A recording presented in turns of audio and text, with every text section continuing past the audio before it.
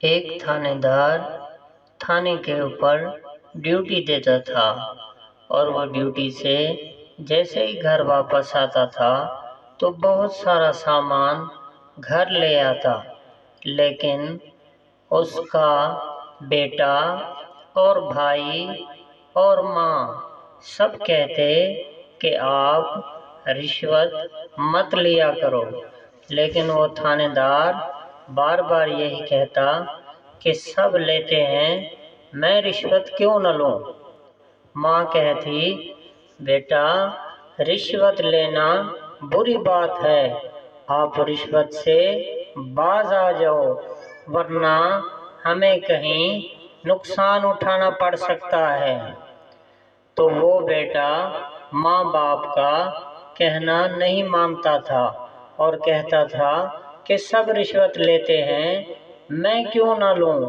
بیٹا بھی سمجھاتا لیکن پھر وہ باز نہیں آتا۔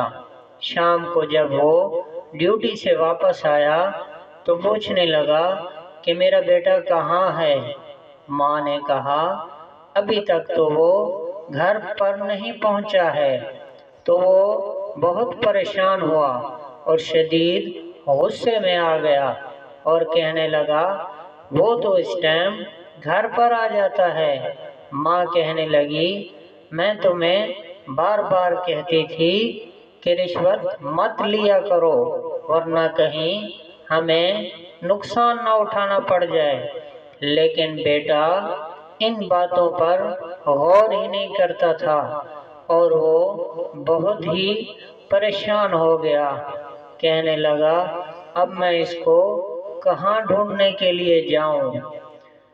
تو ماں نے کہا، جتنا جلدی ہو سکے آپ باہر جاؤ اور اسے ڈھونڈ کے لاؤ۔ باپ باہر نکل پڑا اور اپنے بیٹے کی تلاش میں ادھر ادھر گھومنے لگا، لیکن بیٹا تو ملنے کا نام ہی نہیں لے رہا تھا۔ وہ پریشان تھا اور دل میں سوچ رہا تھا کہ ماں نے سچ کہا تھا کہ رشوت مت لو، لیکن میں ہی باز نہیں آتا تھا اور لوگوں کو تنگ کرتا تھا۔ شاید یہ میرے لیے سزا ہے کہ میرا جوان بیٹا گم ہو گیا ہے۔ بہت پریشان تھا، ادھر ادھر ٹہل رہا تھا اور سوچ رہا تھا کہ اب کیا بنے گا، میرا بیٹا تو گم ہو گیا ہے۔ لیکن ڈھونڈتے ڈھونڈتے جا کر دیکھتا ہے کہ میرا بیٹا نیچے بیٹھا ہوا ہے اور جا کر اسے ملتا ہے۔ بیٹا بہت غصے میں ہوتا ہے اور کہتا ہے کہ مجھے تو ڈاکوؤں نے اغوا کر لیا تھا اور میں ان کے چنگل سے بڑی مشکل سے جان چھڑا کے آیا ہوں۔ باپ بیٹے سے کہتا ہے کہ میرا بیٹا تم پریشان مت ہو، آج کے بعد میں رشوت نہیں لوں گا اور آپ کو پریشان بھی نہیں کروں گا۔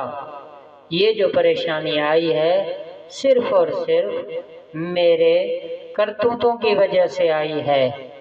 آج کے بعد میں وعدہ کرتا ہوں کہ کبھی بھی رشوت نہیں لوں گا اور میں وعدہ کرتا ہوں